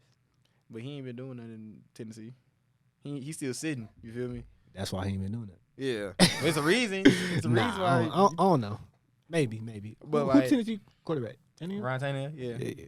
But I feel like Sam Howell's playing better than Kenny Pickett right now. From Washington. Sam Howell was like that at UNC though. Yeah. But exactly, he's not. Sam Howell the type to sit in the pocket. Sam Howell remind me of Aaron Rodgers. He'll just sit in the pocket and kind of just pick you apart. He's gonna pick you apart and throw you a bomb. Kenny Pickett, he just I don't know. I feel like he's still learning himself as a quarterback in the league. That's true, but I still feel like it's more on him and the offensive line. I didn't even get to finish. The offensive line is not that good. The offensive line is not good. The offensive line is not good at all. But we got weapons. We're missing one of them right now, and Deontay Johnson. Okay, that's true. We got Calvin Austin Jr. And you know about him. Yeah, okay. I got to preface this. I support the Steelers kind of because number one, they have a black head coach in Mike Tomlin, who's one of the greatest coaches of all time. And Never had a losing record. That is true. And also I support my boy Calvin Austin III, who went to University of Memphis and who is from the city of Memphis. So yeah, he's a dog too. But y'all got Deontay Johnson, not Kenny Pickett, the other Pickens, George Pickens, and Calvin Austin. Okay, that's Najee Harris as well. Najee Harris is not good. I'm sorry, he's not good. He's not good. Our offensive line isn't good. He's not. He runs so much east to west. He does not run north or south at all. He can't get east and west when the defense there. He is not. He's slow. Bro, if you put slow, who the best running back in the league right now? Saquon or probably like Christian McCaffrey probably. If you put CMC in our backfield, he would not be CMC. Yes, he would. I doubt it. Saquon doesn't have a good O line. You see what Saquon be doing when he's healthy. Ain't Saquon hurt? Yeah, like he's hurt now. I'm saying like when he's healthy, you see Johnson never had his O line better than the Steelers. They both terrible. Terrible is terrible. Terrible is terrible. They better than the Steelers. But I feel like Najee, he getting complacent because he never was good, bro. What? He was never crazy. Good. He was never. He had an okay rookie year. I was gonna say freshman year. He had an okay rookie year. I think he's good. He's good to me, bro. But I feel like he doesn't have good hands. he can't catch. He can catch out of backfield, but he ain't do it on the open field like that. He's caught downfield touchdowns before though to win the game. I would like to see some film of that man. Man, I ain't gonna do it. Like, bro, Najee Harris is not the running back y'all need, bro. Like, there's a lot of running backs. I know we used to like a Jerome Bettis, like a powerhouse type. Even when y'all had Le'Veon Bell, we used to like somebody who can catch the ball and run it. There's a lot of running backs in the league I would take over. Me too. I'm not gonna lie. Right now, this year, yeah. Yeah, it was a bunch of them. Sure. I feel like he's probably the bottom. I'll take DeAndre Swift. I'll take the dude Zach Moss, the dude for Detroit who for Indianapolis who playing with for Jonathan Taylor right now. He hooping right now. Yeah. There's a lot of that's what I'm saying. If Najee Harris isn't that good, we said Kenny Pickett. We got a good tight end in Heath Miller. Okay, he's pretty good. Yeah. Okay, he's okay, but Kenny Pickett is not that. Calvin Austin, I would say they're not scheming Calvin Austin the right way because he should be a guy that he take the top of the hold on. You said the word scheme. Yeah. Let me finish. Okay. What I would admit is they don't scheme Calvin because I feel like he should be the guy to take the top over the defense, and they don't use him enough like that. Sure don't. They try to make him as a 5-yard in, a deep and dunk type of guy. He's not that type of guy. He's more like Calvin Ridley. Yeah, exactly. Or like he's not Tyreek Hill, but you can use him the same way as Tyreek Hill. That's the only one I agree. But Calvin, he's still not a world beater. George Pickens, he's good, but he's gonna be a star. I can agree, probably. If he was to get traded, I hope not. You'll be hurt. If he was to get traded to a team like, if he was to get a Patrick Mahomes, bro. Well, that's why Patrick Mahomes is so good because he can make any quarterback. He can make any receiver good. Kadarius Toney? No, sir. He was hooping last year. He just has not had a good start. No, sir. He was playing good last year. He was playing good in playoffs last year. You can't say he wasn't. Kadarius Toney was playing ball last year. He was hooping last year. If you can't catch the ball, you can't make it good. That was one game you dropped. That was like 2 games you dropped. As an NFL player, you gotta catch. That was like 2 games. I could have caught those. And Darius Toney was doing his thing. He just had a few bad games. He was having a few bad games, but Patrick Mahomes made Chris Watson a good wide receiver. You know who Chris Watson was before he went to the Chiefs. Nah. Exactly. But anyway, Kenny Pickett is not that good. We would say Kenny Pickett is not that good of a quarterback. He's not to me. But he can get the job done if Canada scheme right. Calvin Austin, he isn't used right, but he isn't a world beater either. Deontay Johnson, he's hurt right now. He's good, but he's also hurt right now. He's not a world beater. And Deontay Johnson, and your opinion, you don't really like Deontay Johnson. Nah, you don't really like him. Nah, he cool. Like he like a Martavis Bryant, who Martavis Bryant was for y'all. He basically the same. Nah, he not that good. No, I'm saying exactly. But I'm saying if y'all, we've somewhat agreed that y'all don't have the best weapons and the offensive line is that good. How is that all on Matt Canada? If we know the offensive line is that good, and we said he can scheme, not that good, it's obvious that everything you're saying is obvious. But he could scheme it so much better, bro. It's the offenses that we run, bro. Like it's way too many 3 and outs, bro. Yeah, y'all still try to be a run centric offense, but y'all don't have a good offensive line. Come on, now you can't run the ball when that ain't. But I can doing the same thing over and over again and expecting a different result. Also can say this. You're right, insanity, definition of insanity. But I will also say that one thing may be an issue. You know, Mike Tomlin hired him, right? Because Mike Tomlin, he likes to hire within the system. He don't like to bring other guys in. Yeah, and I feel like why couldn't he bring another offensive coordinator in that was a college coach or that might have been like one of the few times where Tomlin was tripping. Because Mike Tomlin, he likes he likes to hire he likes barely to missed. Yeah, He barely missed, but he might have missed on that one. yeah. But I feel like that might also be a flaw within Canada. Like he ain't pick up enough from the last offensive coordinator. I guess, but you can say that, but when you get the job, it's your offense. You can't be dependent. That's why I'm expecting him to change something or get fired. So okay. What do you think his shelf life is? Do you think he gonna make it to the end of the season, or you feel like he is gonna get fired? End of the season for sure because of Tomlin. Tomlin don't like to fire people the middle of the year. He's not gonna do that. So you think? So okay, if y'all don't make the playoffs this year, do you think he's gone? Yeah, for sure. I think he's going for him in the playoffs, but it's hard to see us not making the playoffs because of the type of coach Mike Tomlin is. And y'all division sucks, dude. Y'all division is bad right now. Our division sucks, but everybody wanted them to be so good preseason. No, Ravens. I thought y'all can have the best division AFC going into the season, but clearly y'all have not. And they thought we was gonna be at the bottom. Where we at? I would have guessed. I would guess y'all be at the bottom too. Going into the season, I would have think y'all be. Me too. I was worried. Too. I was worried. Y'all too. I was worried because we got T.J. Watt, bro. He's the best leading. Yeah. He's leading the NFL in sacks right now. Yes, he should. He's probably the best defensive player right in the NFL right now. Y'all are at a tie with the Ravens at 3-2. Y'all are tied with the Ravens. The Browns are 2-2, and the Bengals are 2-3. Hold on. Let's talk about all that hype the Bengals was getting. Yeah, my boy Joe Burrow. That's real bad, bro. That's real bad. He's not balling this year. The Bengals back to the old Bengals. Yeah, he got the bag and said, "I'm chilling." He got the bag and said, "I'm chilling." Okay, he was a little bit. He has been a little banged up this year. Bro, a calf. You know how to run, or he not running that much because he's a calf, bro. If you play quarterback, you got a calf injury. Tom Brady, a calf wouldn't have stopped him. A calf wouldn't stop Patrick Mahomes either. Not at all. Exactly, but. Okay, I can admit the Bengals have not been playing the best this year. I don't know why. Honestly, I'm sad about that because I thought they was going. Because I remember they was playing against who they played in the Super Bowl. The Rams. Yeah, bro. Like, I thought they should have run it up after that. Yeah, they was gonna go on a little dynasty run. Nah. But I can't say I don't know what's up with them. I feel like Jamar Chase finally locked in last week because he had like 3 touchdowns, had like 220 yards. Like he said, 24/7, always open. And I feel like I don't know. It's something about these quarterbacks when they get paid, they just don't balling like that. You're right. I don't know what's up. Can I say one thing, bro? For sure. Dak Prescott is a horrible quarterback. I somewhat agree. Nah. Is he top 15? No. Name. Okay, I bet you can't name 15 quarterbacks better than Dak. I can't even name 15 quarterbacks. But exactly. Because I don't be caring about other teams. For real. But bro, like they be having. Maybe it's just the Cowboys fan. No, like I agree. They be giving Dak too much respect. Yeah, no, he ain't done enough. I think the Cowboys they get the flack they get because their fan base is so toxic. And yes, I will. Some people gonna hate me when I say that. Yes, Cowboy fans are very toxic. I cannot stand the Cowboys. I have no issue with the Cowboys in general. They got Tony Pollard. He from Memphis. I like dude. Cold. He cold. But now, okay, would you rather have Dak Prescott or Kenny Pickett? Going back to the Kenny. You rather have Kenny Pickett and Dak Prescott? Nah, you're I don't like tripping. That, bro, that dude, Dak threw 3 interceptions. Dak has won a playoff game. Kenny Pickett has to, ain't he? No, Kenny Pickett didn't win the playoff game last year. Not last year. What about year before that? We played in the wild card. Who'd y'all beat in the wild card? We beat somebody in the wild card. Kenny Pickett did not. Y'all was first one out. Y'all did not beat anyone in the wild card last year or the year before that. I don't know. Maybe I'm tripping. I think you are. But Dak Prescott's won a football game, a playoff game. That don't mean a lot to me.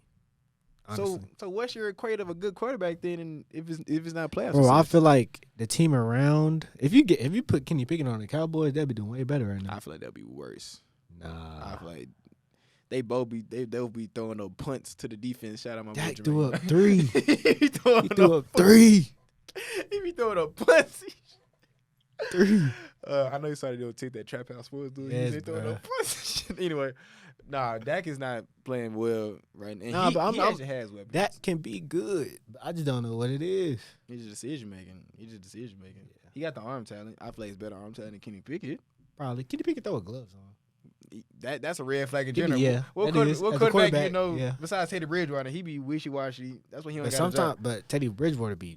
Sometimes he's the reason why he's not a starter right now in the league. True. Exactly. So he be up and down. Hold on, you think Derek Carr better than Jameis Winston? No. Oh yeah, okay. No. Just to I think James Winston he throws too many picks for it. People like, but I feel like talent-wise, James Winston's a better quarterback. I've never. Derek Carr had that one good year in 2019 when he was like playing out his mind. Yeah, because they had like Amari Cooper, Darren Wall. They had a loaded team, and they still ain't going nowhere. It still ain't going. They lost like in the second round of the playoffs. But I feel like James Winston should be starting though. Me too. Without a doubt. Well, speaking on that a little bit. Speaking on quarterbacks, who you think so far playing the best quarterback? What quarterback's playing the best in the league right now? Best quarterback playing the league right now. Yeah, like not take last year out of it, just playing well this year. Honestly, it's been a lot of fair play among all the quarterbacks. Yeah, if I'm being honest. You gonna hate my answer? Brock Purdy been playing the best this year, bro. And honestly, he at the top. It's been a lot of fair play, but he at the top. Brock Purdy, Jalen Winston. Shout out to the Eagles. Jalen Hurts. I mean Jalen. I'm talking about Jalen Hurts. Shout out to okay, that's tough. Cause honestly, the Eagles and the 49ers are the best teams in the NFL right now. For sure. That's a tough. I don't know who's been playing better. I feel like I'll say Jalen Hurts because Jalen Hurts has locked in this year. Bro. Yeah, I feel like he has a little less of a better team than Brock. I feel like Brock Purdy team better. Yeah, I think Brock.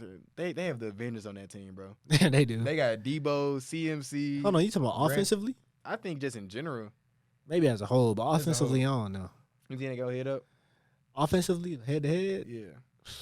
Okay, so Eagles got Jalen Hurts, DeAndre Swift, Devontae Smith, AJ Brown. They got who the other running back they got? Rashad Penny from the Seahawks. They got the best O-line in the league. Who they tight end? Dang, who they tight end? I can't think right now. It's not Dallas Goedert. He don't go there no more. Zach Ertz, he don't go there no more. It's one that got traded. I can't think his tight end right now. Anyway, but on the 49ers side, the Eagles got a whole 4 receiver ones. Yeah, and then they got who's fast Batman? Marquez Walker. Yeah. So yeah, now they could, but the 49ers they got Brock, CMC, Debo, Brandon Ayuk. They got George Kittle. Yeah. I feel like the 49ers Kittle's such a troll. Yeah, he had the F Dallas shirt on under there. That's kind of wild. But they got some weapons too. They do got weapons. But anyway, I feel like Brock Purdy. I'll say Jalen Hurts. Jalen Hurts because I feel like he's a little less of a risk. So I feel like Jalen Hurts, man. And I feel like Jalen Hurts he's had to pull his team together, out of worse situations. Because every game, the 49ers about them right now. Yeah. The 49ers play, I feel like they've been dang near a blowout every time. But Jalen Hurts has had to throw his team back into games sometimes. So I Jalen Hurts. So probably right now, I probably have Jalen Hurts my MVP right now. Probably it was just playing the best. Sure. It would be probably Jalen. Eagles might do it this year. Sure. I'm not betting against anyone in that boy in Kansas City. I'm not betting against them. Dude, he hates Tom Brady, bro. Y'all gotta let it go. He has him and Andy Reid and Travis Kelce. That's all you need to win the championship. Andy Reid has him. That's why Andy. Well, I ain't gonna say that. You also you can say anything about Brady, like because he had Belichick. No. You see what Belichick doing right now? That is nothing. True. Belichick is kind of tripping right now. He had Brady though. Yeah, but it can kind of go. Hold on. You think Cam Newton deserves not to be playing right now? Yeah, for sure. He's played himself out of the league. What he do when he played in Carolina last? Who the Carolina Panthers quarterback right now? Bryce Young. He better than Cam Newton? We haven't seen Cam play in 2 years. We ain't seen playing Cam. It's a reason why he hasn't played in 2 years, bro. Oh my God. It's a reason why he hasn't played in 2 years, bro. Oh my God. It's a reason. But that's Superman. Yeah, in 2015 to the 16, it was still Superman. No, it's not. And I was a big fan of Cam Newton. I've been following Cam since he was in Florida, not Auburn, since Florida. People don't know he was in Florida first. Then went to JUCO. Yeah, he went JUCO, Florida, and then. Yeah. But no, he should not be in the league. I bet you think Colin Kaepernick should be in the league. Oh. So it's the same thing. No, it's not. It's the same thing. What's the difference? Colin Kaepernick just not in the league because he messed. No, that's him. Talking about that's talent. Cam Newton way better than Colin Kaepernick. Okay, Cam Newton isn't in the league because of talent. Same thing with Colin Kaepernick. And no, Colin Kaepernick got blackballed out of the league. It ain't talent, bro. Colin Kaepernick got blackballed out of the league. That's a whole different thing. Yeah, I don't think it's talent. So why isn't Cam Newton? I just feel like they don't want to give him a chance. Bro. He didn't do well in New England. He didn't do well in Carolina. What more do you want to see out of Cam Newton? I just want to see him get put on a good team. Well, what did he? You think he can start in the NFL right now? On the Panthers team, yes. On the Broncos team, yes. He's not. people are hating on Russ. Broncos up, but people hating on Russ. Russ is still hooping this year. His numbers are comparable with Patrick Mahomes right now. He's only throwing 2 picks on the season. That's And good. he got like 13 touchdowns right now. Got to win them games. Because his defense is atrocious. They just traded Randy Gregory and Frank Clark. Like, their defense is atrocious. Yeah. Their defense is atrocious. It's not on Russ, bro. Put some respect on Russ now. Russ still be. Oh, no. Russ kind of shaky to me sometimes. When it matters. Ever since he left the Seahawks. It's only been 2 years. Last year, he wasn't playing well. This year. Last year, he was tripping. He was tripping last year, for real, though. But, and then a lot of folks been coming out saying bad stuff about Russ, too. Marshawn Lynch been saying he was a bad teammate. Anyway, but we ain't gonna talk about that right now. But nah, he's not better than Russ right now. He's not. He can maybe back up Bryce Young. Dude, you disrespecting Cam Newton right now. Cam was one of the best players in the league when he was good. Then he got it was against the Steelers. He got cracked by T.J. Watt and messed up his shoulder, and he hasn't been. Boy. I'll tell you. And he has been the same since. Your team the reason why he ain't like that. So you should know. Cam Newton got a special place in my heart. You're speaking emotionally. You're not speaking with factuals, Jeremy. Nah, bro. I feel like he can play. Nah. In reality, though, like he's better than Bryce Young, bro. No, he's not. I'm taking Cam Newton over Bryce Young right now today. And they both standing right here. They standing right, and they haven't played in 2 years. Yes. You're tweaking. Cam Newton got experience. I'm taking experience over. What does that mean? A lot. But So you telling me you taking experience matters. All right, take LeBron out the league for 2 years. You taking what's the dude name? Wembyama? Yeah, Wembyama. Yeah. You taking him over Bron? But if Bron out the league 2 years? But the last thing we saw, Bron is still playing at this level. Cam wasn't playing at a LeBron type level. Cam wasn't playing at an MVP type level when he left the league. He was playing like crap. What level Bryce Young playing at? He's a first year quarterback, so of course I don't want to hear that. He a first year. I don't want to hear that. He was number 1 pick for a reason. He was a first year quarterback. He was number 1 pick because he went to Bama, and then won. What that mean? I mean a lot. Bama quarterbacks don't be last, good. But he was probably the best one. Well, Tua. Yeah, but Tua, and they say we don't count Jalen Hurts because he transferred to Oklahoma. I definitely don't count him. Yeah. But Tua, how long it take Tua to actually turn good? Like 3-4 years. When he got Tyreek Hill. Exactly. So you got to get Bryce Young. Bryce Young's played 5 games, and he has a terrible team around him. He does have a terrible. Okay. I don't even know a receiver on their team. Exactly. They traded their best receiver. They traded DJ Moore to Chicago. Yeah, man. I don't know, but I just feel like Cam Newton. If Cam Newton came, I feel like the team their team would feel better. They would feel better if Cam Newton was leading them out the tunnel instead of Bryce Young. You're tripping. Bryce Young look like us. He about our size, our bro. build. But he can still throw that thing, though. I don't know. Better than Cam Newton. Cam Newton won that MVP off of running the freak out that ball. No, he won MVP because he was a dog. He was a dog. He was cold. He played the quarterback but position what happened the best that year. What that happened in that Super Bowl when they sat back in coverage? I don't want to talk about that. They sat back in coverage. They winning. They only rushed 3 or 4 and they waited on him to try to make decisions with the ball. You see what happened? I don't know what happened, bro. I'm telling you, they rushed 3 or 4 and they sat back in zone, cover 3, cover 4. And let him pick. I just wish you would have dived on that ball. Yeah, that was messed up. It would have. I wish you would have dived on that ball. Yeah, that's all I wish. I got it, but nah, Cam Newton ain't hooping like that. But we talked about a lot. We finna cut this segment a little bit because we getting low on time. But more of the story, he think Matt Canada should be fired. Fire Matt Canada. I don't think so.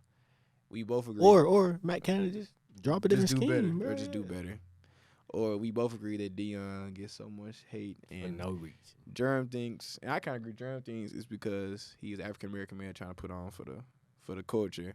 I think it's just because other college football coaches are just jealous of him and see what he's doing. It's probably a little bit of both, honestly. For sure. I think just a lot of college football coaches are just jealous and they don't like something new. And the way he's using transfer portal and recruitment is just different. And that's pretty much that on that. We finna have the handoff up next. It's been a good conversation from my boy Jerm, and we will be right back in a very short break. Welcome back to the last segment of the Underrated Podcast again with my boy Jeremy Evans. We've had a really good conversation. We talked about a lot, just a whole lot. But you know, Jerm, and for the people at home, the last segment is called the handoff. This is where we summarize everything we talked about today, and I'm gonna ask Jeremy a little question at the end of it. See if you can put me on someone else. So, Jeremy, what we talked about today? We're like, what was your underrated again, bro? My underrated was the class of 2020, my little mini underrated. And then my underrated, the big one was my mom. And to my other family, if anybody else see this, bro, it's not. Y'all know how much my mama do for me and us. Don't be on that. Yeah. We love our family around here, and we love the fact that Jeremy put on for, first, his mom, because we love all black mothers out there, and also for the class of 2020. You know, Sure. Y'all been through it. You feel me? And he taught me a little bit of something today. You know, Sure.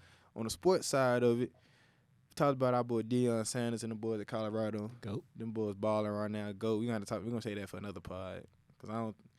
He like top 3. He like He keep going down, bro. Like, what's up, bro? I'm saying, like he top 3 ever. I may put like Brady, Lawrence Taylor, and him, Dude. and then like Jerry right under him. Okay. That's all right. You put people you can argue, so I ain't tripping. Yeah, but yeah, we talked to them boys at Colorado. The boys baller, and they need to on the football. They need to be with their secondary a little bit and protect my boy Shadur. And they linemen protect Shadur for sure. And they running game like that. We ain't talking about their running game is terrible too. Like they lead. First game they had a good running game, but after that. They lead rushes Dylan Edwards, and I looked today, he's only has 217 yards on the season. That's wild. That's in 6 games in. But yeah, just shout out Deion. You know, he doing a lot for a lot of people. You know, and all the people should not be hating on that man the way he does. You know, we talk about football. We talk about a whole lot of football. Honestly, just a lot of things in football. We ain't even stay on top of like that, but the conversation is still good, so I don't even care like that. He think we should fire Matt Canada. I don't. Fire Matt Canada. He thinks Cam Newton should be back. I don't. He should, bro. Cam Newton got a special place in my heart, bro. He think Kenny Pickett is better than Dak Prescott. I for sure don't think that, and I don't even like Dak Prescott like that. I don't like that. So we still think Kenny Pickett, but but we talk about live sports. I feel like that's probably one of our best segments of the day. But Jerm, part of the handoff is I want you to tell me someone that you think should come on the show, and the trick is you have to help me get them on the show. So who you think you want to hand off to next, and who should be on the show next? Coach Lane. Coach Lane, big head honcho. Yeah, honcho. Chris Lane, head coach of Milligan University. The part of the reason why we both here. Why? What about Coach you think we should talk about on the show? Like, why do you think I should have Coach on the show? I feel like he done been through a lot. Yeah, he got a lot of connections, and he a sports agent, bro. He is a sports agent. He can really put his own game, like with the sports, what he's seen, And he a coach. Yeah, so he can do both. I think I'm gonna have to talk to Coach. And he ran. He was coach. He was like 10-5 running too. He was tough. Yeah, man. Coach Lane. Oh yeah, for sure. Well, Coach Lane gonna see this. Hey, Coach, just come out the gym, come down the hill, or come up down the hill, up another hill, come to Paxton, and we can get it going. Yep. But Jerm, again, shout out my boy Jerm for being on. I appreciate you, my dog. It's all love, And we're going to try to edit this, and hopefully I have it out by maybe next week, I appreciate y'all watching. Hopefully this setup works good for y'all. We still trying to figure it out, so just be patient with me. And I appreciate y'all. Love, be blessed, never fold. We out.